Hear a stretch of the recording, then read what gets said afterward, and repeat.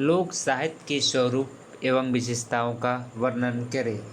जैसे लोक साहित्य का क्या क्या स्वरूप है और क्या क्या विशेषता है, इसके बारे में वर्णन करें।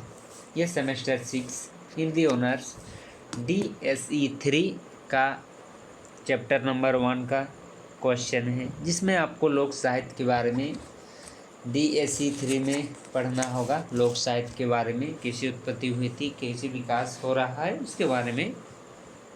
तो आज का क्वेश्चन है, लोक साहित्य के स्वरूप एवं विशेषताओं का वर्णन करें।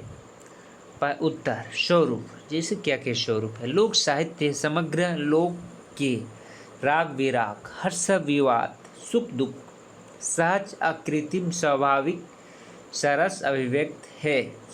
इसीलिए यह कहना अतिरंजित नहीं होगा कि लोक साहित्य सर्वव्याप्त है। लोक साहित्य जितना परिदृश्य है उससे भी अधिक वह राष्ट्रव्यापी है, और जितना राष्ट्रव्यापी है उससे भी अधिक वह अंतर्राष्ट्रीय है। यह संपूर्ण मानव जाति की विरासत का सभ्य रूप है। राजनीतिक भले ही विश्व की अनेक देशों को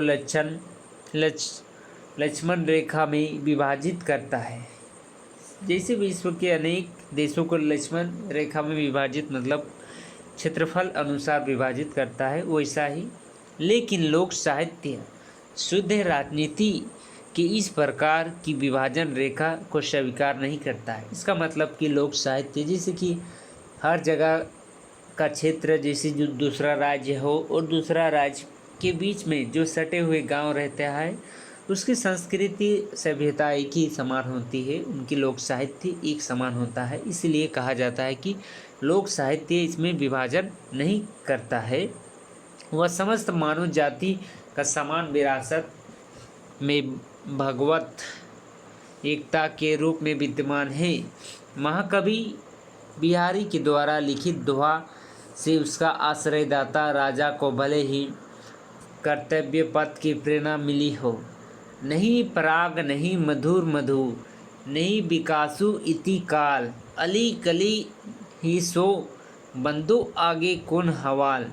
परंतु इस दोहा से लोक का कल्याण कहाँ, जबकि लोक साहित्य में किसी व्यक्ति विशेष की नहीं वरना समस्त लोक के कल्याण की भावना निहित है।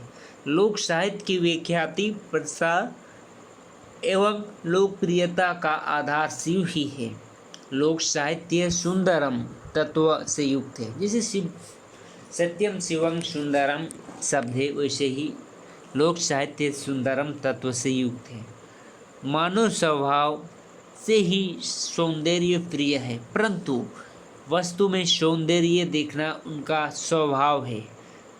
सुंदर को ग्रहण करना तथा असुंदर को त्याग कर उसका स्वभाव की विशेषता है। सर्वभाविकता एवं सरलता सुंदरता के गुण है। लोक साहित्य सुंदरम तत्व से युक्त है। इसी गुण के स्वरूप फलस्वरूप वह जन जन के कंठ पर विराजित होते हैं। अतः लोक साहित्य सुंदरम तत्व से परिपूर्ण है। इस प्रकार लोक साहित्य फूलों के गुलदस्ते के समान है, जिसमें भांति भांति के फूल लगे हुए हैं, जिसकी सुगंध से समस्त लोग आनंदित होती है। परंतु यह कोई नहीं जानता कि इन फूलों को उगाने वाले मालिक कौन है। जिस लोक साहित्य को उत्पन्न करने वाला व्यक्ति कौन है, उसी तरह इन फूलों को उगाने वाला मालिक कौन है। फूलों की गुलदस्ते में सजाने का कार्य लोकमानस के माध्यम से होता है। लोक साहित्य की विशेषता। लोक साहित्य की प्रयुक्त विभिन्न परिभाषा के आधार पर लोक साहित्य की निम्न विशेषताओं को देखा जा सकता है। पहला, सृष्टि साहित्य के अंतर्गत आने वाले लगभग तमाम रचनाओं की रचनाकारों के नाम हमें ज्ञात होते हैं। इसमें साथ ही हमें कृति के निर्माण का समय भी स्पष्ट रूप से जाना जा सकता है। लेकिन जब हम लोक साहित्य को देखते हैं तो उसके अंतर्गत आने वाली ढेरों रचनाएं बहुत पहले से लोग की कहीं सुनी होती है, क्योंकि कहीं सुनी होवे करेगी, क्योंकि लोक साहित्य की उत्पत्ति और रचना भी लोगों के द्वारा ही लिखा गया है उनके द्वारा कहा गया को ही लिखा गया है। साहित्य के रूप में साहित्यकार ने परिवर्तन किए हैं। इसीलिए साहित्य में जो लोग साहित्य में पढ़ते हैं वो लोगों की कही सुनी ही कहानी हुआ करती है। लेकिन इन कृतियों के रचनाकार कौन है? यह प्रश्न हर कृति के साथ प्रारंभ से ही जुड़ रहा है। वैसा देखें तो बिना सर्जक के कृति का सर्जन संभव ही नहीं है। इस दृष्टि से लोक साहित्य के हर रचना का कोई न कोई रचनाकार अवश्य होगा, लेकिन कुछ ऐसा कारण है जिसके चलते उनका नाम कृति के साथ जुड़ा नहीं है। वैसा लोक साहित्य की रचना लिखित रूप में विकसित न होते हुए भी मौलिक रूप में विकसित होते हैं। अगर ये लिपिबंध होते तो उसमें रचनाकार के नाम भी अनेक साथ संबंध होते। इसके अलावा लोक साहित्य व्यक्ति विशेष की रचना होते हुए भी समूह की रचना बन जाती है। अतः वह किसी विशेष व्यक्ति की कृति न रहकर पूरे जन समूह की रचना हो जाती है। रचयिता के अज्ञात होने की यह वजह भी लगता है कि लोक साहित्य का निर्माण यश, कीर्ति, धन आदि की प्राप्ति के लिए नहीं होता है, क्योंकि लोक साहित्य में कौन कीर्ति देगा, कौन धन देगा, कौन शौर्य देगा।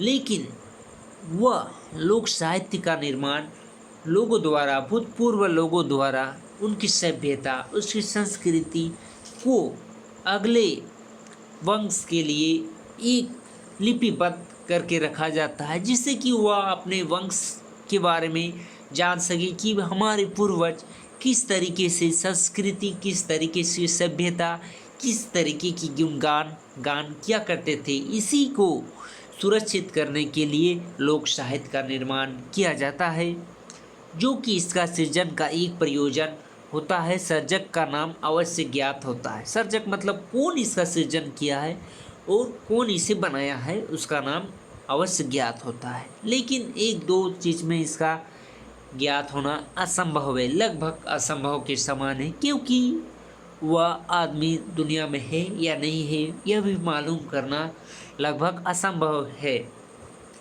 जैसे कि कोई भाषा की उत्पत्ति कैसे हुई है और यह उत्पत्ति करने वाला कौन है, तो यह जानना लगभग असंभव ही है।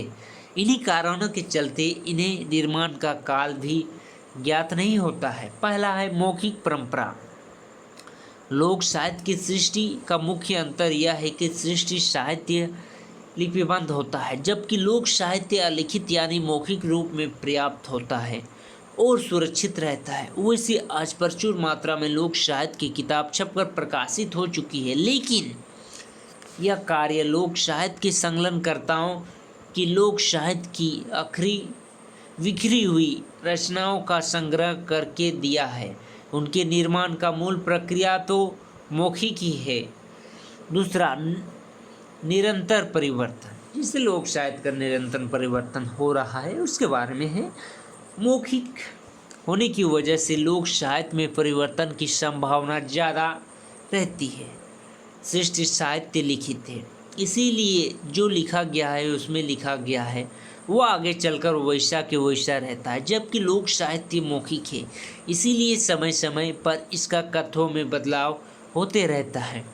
कथा हो, भाव हो, विचार हो, कोई घटना प्रसंग हो तो उसे काट छाट हमेशा होती रहती है। मात्र कथ्य में ही नहीं, शिल्प में, भाषा शैली में ही लक्षण दिखाई देती है। अलग अलग बोलियों के शब्द, शैलियों की कथा कहने गाने की लिहाज आदि बदलता रहता है। साहित्य शास्त्र के अनुशासन से रहित सृष्टि साहित्य और लोक साहित्य के बीच जिन बिंदुओं को लेकर अंतर किया जाता है उसमें यह है कि सृष्टि साहित्य में काव्य शास्त्र सिद्धांत एवं नियमों को पूरी तरह से पालन होता है, जबकि रस, अलंकार, छंद, शैली, गुण हर विधा का स्वरूप एक शास्त्रीय अनुशासन से चलता है। जबकि लोक साहित्य में इस साहित्य शास्त्र सिद्धांत की अनिवार्य रूप में पालन नहीं किया जाता है। रस, अलंकार आदि उसमें बहुत सहज रूप में आते हैं। पंडित रामनरेश त्रिपाठी सही कहा है, ग्राम गीत और महाकवियों की कविता में अंतर। ग्राम गीत हृदय का धन है और महाकाव्य मस्तिष्क का। एक अन्य जगह वो कहते हैं, ग्राम गीत प्रकृति का उद्गार है जिसमें अलंकार नहीं केवल रस है, छंद नहीं केवल लय है, लालिया नहीं केवल माधुर्य है। चौथा, विषय वैविध्य। लोक साहित्य की विविध विधाओं में वर्ण विषय की वैविध्य मिलती है। लोकगीत, लोक कथा, लोक गाथा, लोक नाटक के लोक कृतियाँ पहली आदि से संबंधित विविध रचनाओं में विषय वस्तु की भरमार होती है। जन सामान्य के निर्माण में विविध पक्ष, समाज, व्यक्ति, सामान्य, आर्थिक अर्थ का वर्णन लोक साहित्य में होता है। इसके अलावा प्रकृति, मानवेतर, जीव आदि का वर्णन भी इसमें बराबर होता रहता है। ऋतु संबंधित गीतों में प्राकृतिक चित्रण होता है। बहुत सारे लोक कथाओं में पशु पक्षियों का भी जिक्र होता है। देवी देवता, राजा महाराजा, भूत प्रेत, अप्सरा भी इसमें आती है। लोक साहित्य की परंपराओं के आधार पर कोई रूप स्वरूप विशिष्टियाँ दिखाई देती है। पहला है उस लोक का साहित्य है जो सभ्यताओं की सभाओं से बाहर है। सभ्यताओं की सभाओं से बाहर है मतलब कि उनकी अलग सभ्यता है और उससे बाहर है। दूसरा, यह मौखिक परंपराओं से पीढ़ी दर पीढ़ी से प्राप्त है जिसकी रचयिता अज्ञात है। तीसरा, लोगों के मनोरंजन के लिए रचा गया साहित्य है। चौथा, इसमें लोगों के युगीन वाणी साधन सम्मिलित है। पांचवा, लोक साहित्य जनमानस की प्रतिबिंबित है। छठा, कुछ विद्वान लोक साहित्य में पर्याप्त के रूप में ग्राम साहित्य, जन साहित्य का भी स्वीकार करते हैं। सातवां, कुछ लोक साहित्य के जंगली जातियों के साहित्य भी मानते हैं क्योंकि लोक साहित्य उनके ही लोगों द्वारा विशेषकर उत्पन्न किया जाता है, सृजन है वही। आठवां, यह कला तथा संस्कृति में संपूर्ण संपर्क बनाए रखने का एक महत्वपूर्ण स्रोत है। नौवां, यह इतिहास तथा मनोविज्ञान के अध्ययन के लिए महत्वपूर्ण है। 10, लोक साहित्य की प्रकृति सरल, सरस एवं अकृत्रिम है। 11, इसमें व्याकरण के नियमों के अनुशासन का कोई बंधन नहीं है। 12, यह सामान्य जन के हंसने रोने का संगीत है। 13, स्वाभाविकता, सरलता एवं सरलता की वैशिष्ट्य है। 14, यह एक लोक प्रयोगशाला है। 15, यह प्राचीन साहित्य होते हुए भी अविच्छिन्न है। 16, यह परिवर्तनशील एवं समूह द्वारा स्वीकृत साहित्य है। 17, यह लोकेच्छा, लोकवृत्तियाँ, लोक प्रवृत्ति और लोक सपनों का त्रिकोण है। 18, यह सामुदायिक तथा अचल्यता का नींव है। 19, लोक साहित्य गैर श्रद्धेय साहित्य है। लोक साहित्य में विशेषता वक्ता एवं श्रोता ही रहते हैं, पाठक नहीं। मतलब लोक साहित्य में एक बोलने वाला और एक सुनने वाला, इसको पढ़ने वाला नहीं होता है क्योंकि लोक साहित्य संकलन करने में बहुत सारी दिक्कत आती है।